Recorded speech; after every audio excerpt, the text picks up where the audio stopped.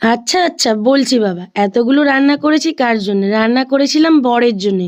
তবে বরের জন্মদিনের দিন। তবে জন্মদিন চলে গেছে ভাদ্র মাসে, কিন্তু আমাদের ফেসবুক বাবা দিয়ে দিয়েছে যে কালকে নাকি আমার বরের জন্মদিন ছিল আর কি। তো যাই হোক, আমার বরই হয়তো ডেটটা ভুল লিখেছে। যাই হোক, সকাল সকাল উঠেছিলাম, সেই দিন উঠে দুধ আনতে দিয়েছিলাম একটা কাকিমার দিকে।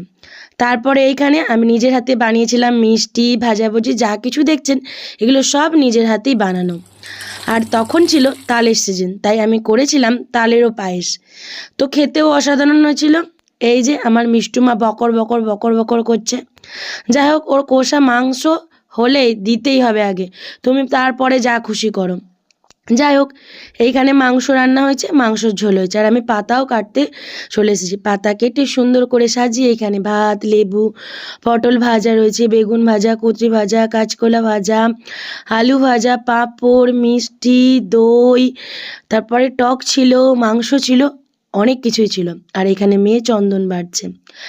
আর এই যে মিষ্টুর ঠাম্মি এসেছিল মালা পরিয়ে দিতে, তারপরে সোনামা এখানে চন্দনের টিপ দিয়ে দিয়েছে।